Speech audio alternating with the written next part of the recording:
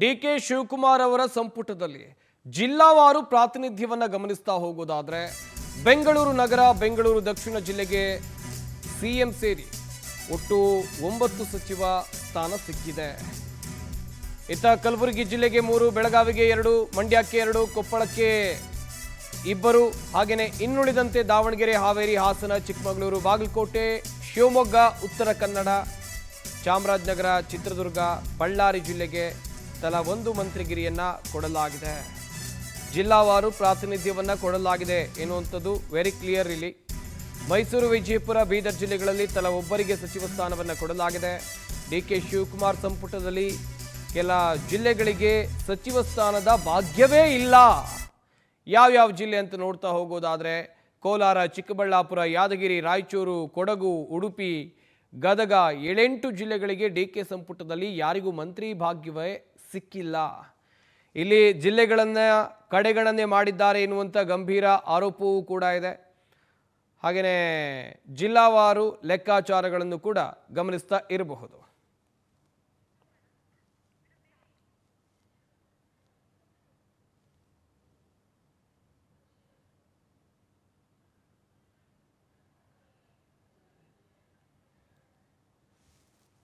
ಸ್ಫೋಟ ಆಗ್ತಾ ಇರ್ತಕ್ಕಂಥದ್ದು ಘಟಾನುಘಟಿಗಳಿಗೆ ಈ ಬಾರಿ ಸಚಿವ ಸ್ಥಾನ ಕೈತಪ್ಪಿದೆ. ಅವರ ಬೆಂಬಲಿಗರು ಬೀದಿಗಿಳಿದು ಪ್ರತಿಭಟನೆಗಳನ್ನು ಕೂಡ ಮಾಡ್ತಾ ಇರ್ತಕ್ಕಂಥದ್ದು. ಮತ್ತೊಂದು ಕಡೆ ಅಸಂಧಾನಿತ ಶಾಸಕರು ಶಾಸಕ ಸ್ಥಾನಕ್ಕೆ ರಾಜೀನಾಮೆ ಕೊಡ್ತಕ್ಕಂಥ ಒಂದು ಕೆಲಸಕ್ಕೂ ಕೂಡ ಮುಂದಾಗಿದ್ದಾರೆ. ಪ್ರಮುಖವಾಗಿ ಯಶವಂತರಾಯಗೌಡ ಪಾಟೀಲ್ ಅವರು ಸಚಿವ ಸ್ಥಾನದ ಪ್ರಬಲ ಆಕಾಂಕ್ಷಿ ಆಗಿದ್ದರು. ಈಗ ಅವ್ರಿಗೂ ಕೂಡ ಸಚಿವ ಸ್ಥಾನ ಕೈತಪ್ಪಿ ಹೋಗಿದೆ. ಅವ್ರ ವಿಚಾರದಲ್ಲಿ ಜಿಲ್ಲೆಯಿಂದಲೇ ಒಂದಷ್ಟು ಷಡ್ಯಂತ್ರ ಆಗಿದೆ ಅನ್ನೋ ಆರೋಪಗಳು ಕೇಳ್ಪಡ್ತಾ ಇದೆ. ಅಂತಿಮವಾಗಿ ನಮ್ಮ ಜೊತೆ ಮಾತನಾಡೋದಕ್ಕೆ ಈಗ ಖುದ್ದು ಯಶವಂತರಾಯಗೌಡ ಪಾಟೀಲ್ ಅವರಿದ್ದಾರೆ. ಸರ್, ಪ್ರಮುಖವಾಗಿ ನಿಮ್ಮ ಹೆಸರು ಬಹಳಷ್ಟೊಂದು ಮುಂಚೂಣಿಯಲ್ಲಿತ್ತು, ಪಟ್ಟಿಯಲ್ಲಿ ತಮ್ಮ ಹೆಸರು ಬಂದೇ ಬರುತ್ತೆ ಅನ್ನೋ ಒಂದು ವಿಶ್ವಾಸ ಇತ್ತು. ಕೊನೆ ಕ್ಷಣದಲ್ಲಿ ಯಾಕೆ ಸರ್ ನಿಮಗೆ ಸಚಿವ ಸ್ಥಾನ ಮಿಸ್ ಆಗಿದೆ? ನಾನು ಇಡೀ ಜೀವನ ಕಾಂಗ್ರೆಸ್ ಪಕ್ಷದಾಗ ಕಟ್ಟಿ ಬೆಳೆಸಿದಂಥ ವ್ಯಕ್ತಿ. ಬಹುತೇಕ ಚುನಾವಣೆ 2023ಕ್ಕಿಂತ ಪೂರ್ವದಲ್ಲಿ ನನಗೆ ಮಾತು ಕೊಟ್ಟಿದ್ರಿ ಸಲ ಆಫ್ಟರ್ ಇಲೆಕ್ಷನ್ ನಿಮ್ಗೆ ಅಧಿಕಾರ ಈಕ್ವಲಿ ಶೇರ್ ಮಾಡ್ತೀವಿ ಅಂತೇಳಿ. ಸೊ ಅವಾಗ 3 ಜನ ಶಾಸಕರಿದ್ದೀವಿ ನಾವು, ನಾನು, MB ಪಾಟೀಲ್, ಶಿವಾನಂದ ಪಾಟೀಲ್. ಸೊ ಆ ಮಾತಿಗೆ ನಂಬಿ ನಾವು ಎಲ್ಲರೂ ಕೂಡ ಚುನಾವಣೆ ಮಾಡಿದ್ದೀವಿ, ಗೆದ್ದ ಬಳಿಕ ಅವರಿಬ್ಬರಿಗೆ ಅವಕಾಶ ಕೊಟ್ಟರು. 2.5 ವರ್ಷದ ನಂತರ ಮಾಡ್ತೀವಿ ಅಂತ ಹೇಳಿದರು. ನಾನು ಅದನ್ನು ನಂಬಿ ಇವತ್ತಿನ ತನಕ ಇದ್ದೆ. ಬಹುತೇಕ ಈ ಸಲದ ಪ್ರಕ್ರಿಯೆದೊಳಗೂ ತಾವೇ ಎಲ್ಲ ಗಮನಿಸಿದ್ದೀರಿ. ಬಹುತೇಕ ಆಲ್ಮೋಸ್ಟ್ ಆಲ್ ನಿನ್ನೆ ಸಾಯಂಕಾಲದವರೆಗೆ ನನಗೆ ಅವರೇ ಹೇಳಿದ್ದಾರೆ ಆಯ್ಕೆ ಮಾಡಿದವರು, ಈ ಸಲ ನಾವು ನಿಮಗೆ ಕ್ಲಿಯರ್ ಮಾಡ್ತೀವಿ ಅಂತೇಳಿ. ಬಟ್ ಬೆಳಗ್ಗೆ ಮೀಟಿಂಗ್ನಲ್ಲಿ ಡ್ರಾಪ್ ಆಗಿದೆ ಅಂತ ಬಂತು. ಅದಕ್ಕೆ ಏನು ಕಾರಣಗಳು ಅನ್ನೋದನ್ನು, ಅದಕ್ಕೆ ಅನೇಕ ಕಾರಣಗಳದಾವೆ, ಅದು ಸಮಯ ಬಂದಾಗ ನಾನು ಹೇಳ್ತೀನಿ. ಆದರೆ ಇವತ್ತು ಬಹುತೇಕ ಮಾತು ಕೊಟ್ಟಂಥ ವಿಚಾರಕ್ಕೆ ಅವ್ರು ಇವತ್ತೇನು ಉಳಿತಾ ಇಲ್ಲಲ್ಲ, ಅದಕ್ಕೆ ನಾನು ಇವತ್ತು ಈ ಒಂದು ವ್ಯವಸ್ಥೆ ಒಳಗೆ ಮುಂದುವರ್ಲಿಕ್ಕೆ ನಾನು ಮನಸ್ಸಾಗ್ತಾ ಇಲ್ಲ. ನನ್ನ ಕ್ಷೇತ್ರದ ಜನ, ಈ ಬಿಜಾಪುರ ಜಿಲ್ಲೆಯ ಮತ್ತು ಆ ಭಾಗದ ಎಲ್ಲ ಜನರ ಭಾವನೆಗಳಿಗೆ ಬಹಳ ನೋವಾಗಿದೆ, ಆಘಾತ ಆಗಿದೆ. ಆಮೇಲೆ ನನ್ನ ಕ್ಷೇತ್ರ ಸ್ವತಂತ್ರದ ನಂತರ ಅವಕಾಶ ಸಿಕ್ಕಿರಲಿಲ್ಲ. ಹೀಗಾಗಿ ನನ್ನ ಜನರ ನಿರೀಕ್ಷೆನೂ ಭಾಳ ಮುಗಿಲೆತ್ತರಕ್ಕೆ ಮೀರಿತ್ತು. ಸೊ ಇಂಥ ಸಂದರ್ಭದೊಳಗೆ ನನ್ನ ಆತ್ಮಸಾಕ್ಷಿ ಒಪ್ತಾ ಇಲ್ಲ. ನಾನು ಅನಿವಾರ್ಯವಾಗಿ ಒಂದು ಡ್ರಾಸ್ಟಿಕ್ ಡಿಸಿಷನ್ ತೊಗೋತಾ ಇದ್ದೀನಿ. ನಾನು ಈಗಾಗಲೇ ಸ್ಪೀಕರ್ ಜೊತೆಗೆ ಮಾತಾಡಿದ್ದೀನಿ, ಅವರು ಬರ್ತಾ ಇದ್ದಾರೆ ಅವ್ರ ಕಾನ್ಸ್ಟಿಟ್ಯೂನ್ಸಿಯಿಂದ.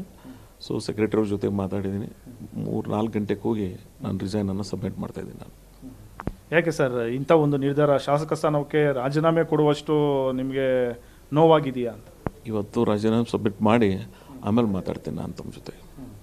ಸರ್, ಈಗ ಜಿಲ್ಲೆಯಲ್ಲಿ MB ಪಾಟೀಲ್ ಅವರಿಗೆ ಸಚಿವ ಸ್ಥಾನ ಕೊಡಲಾಗಿತ್ತು, ಶಿವಾನಂದ ಪಾಟೀಲ್ ಅವರು ಕೂಡ ಹಿಂದೆ ಸಚಿವರಾಗಿದ್ದರು. ತಮ್ಮ ವಿಚಾರದಲ್ಲಿ ಹೈಕಮಾಂಡ್ ಯಾಕೆ ಒಂದು ಈ ಥರದೊಂದು ಡಿಸಿಷನ್ ತೊಗೊಳ್ತು ಅಂತ? ಅಲ್ಲ, ನಾನು ಅದನ್ನು ನಿಮಗೆ, ಅವರು ಮೊನ್ನೆ ಇಡೀ ಪ್ರಕ್ರಿಯೆ 2 ತಿಂಗಳು ನಡೆದಿದೆ. ಈ 2 ತಿಂಗಳಲ್ಲಿ ಯಾರ್ಯಾರು ಏನೇನು ಮಾತಾಡಿದ್ವಿ ಎಲ್ಲರಿಗೂ ಗೊತ್ತದ. ಹೈಕಮಾಂಡ್ದವ್ರಿಗೆ ಗೊತ್ತಿದೆ, ರಾಜ್ಯ ನಾಯಕರಿಗೆ ಗೊತ್ತಿದೆ, ರಾಷ್ಟ್ರ ನಾಯಕರಿಗೆ ಗೊತ್ತಿದೆ. ಸೊ ಅವ್ರು ಯಾವಾಗ ಡಿಸಿಷನ್ ತೊಗೋತಾರೆ ನಾನು ಗಮನಿಸ್ತಾ ಇದ್ದೆ. ನಾನು ಡೇ 1 ಅವ್ರಿಗೆ ಹೇಳಿದ್ದೀನಿ, ನೀವು ನನಗೆ ಅವಕಾಶ ಕೊಡಲಿಲ್ಲ ಅಂದ್ರೆ ನಾನು ಈ ಸಲ ಸಕ್ರಿಯವಾಗಿ ರಾಜಕಾರಣದ ಮುಂದುವರಿಯೋದಿಲ್ಲ ಅಂತೇಳಿ. ನಾನು ಅವತ್ತೇನು ಅವ್ರಿಗೆ ಮಾತು ಹೇಳಿದ್ದೆ ಅದನ್ನು ಇವತ್ತು ನಡೀತಾ ಇದ್ದೇನೆ ಆ ರೀತಿ. ಸರ್, ತಮಗೆ ಹಿಂದೆ ವಚನ ಕೊಟ್ಟಿದ್ದರು, ತಾವು ಕೂಡ ಪದೇ ಪದೇ ಸಚಿವ ಸ್ಥಾನದ ವಿಚಾರವಾಗಿ ಮಾತನಾಡಬೇಕಾದಂಥ ಸಂದರ್ಭದಲ್ಲಿ ಆ ವಚನವನ್ನು ಕೂಡ ನೆನಪು ಮಾಡಿಕೊಡ್ತಾ ಇದ್ರಿ. ಆದರೆ ಈಗ ಕೊಟ್ಟ ಮಾತು ಹೈಕಮಾಂಡ್ ನಾಯಕರು ಕೊಟ್ಟ ಮಾತಂತ ನಡೆದುಕೊಂಡಿಲ್ವಾ? ಹೌದು.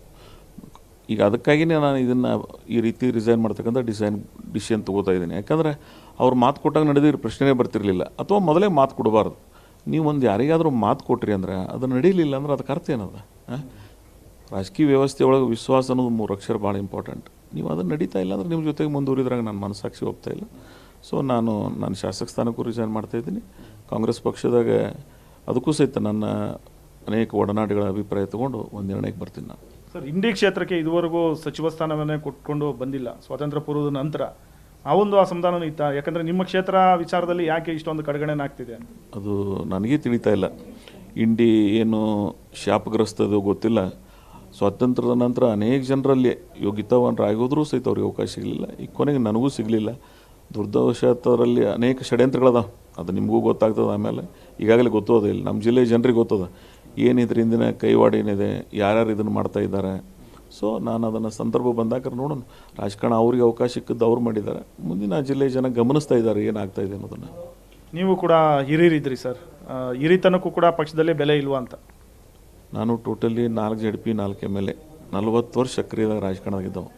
ಸೊ ಬೆಲೆ ಇಲ್ಲ ಅನ್ನೋದನ್ನ ಈಗಂತೂ ಅರ್ಥ ಆಗ್ತಾ ಇದೆ. ಸೊ ನೋಡೋಣ, ಇವತ್ತಂತೂ ಫಸ್ಟ್ ರಿಸೈನ್ ಮಾಡ್ತೀನಿ. ಮುಂದೆ ಏನಾಗಬೇಕಾದ್ರೆ ಭಾಳ ಸುದೀರ್ಘವಾಗಿ ನಾನು ಮಾತಾಡ್ತೀನಿ. ಸರ್, ಅಕಸ್ಮಾತ್ ನಿಮಗೆ ಈಗ ಸಚಿವ ಸ್ಥಾನ ಸಿಗಲಿಲ್ಲ, ಮುಂದೆ ಪಕ್ಷದಲ್ಲಿ KPCC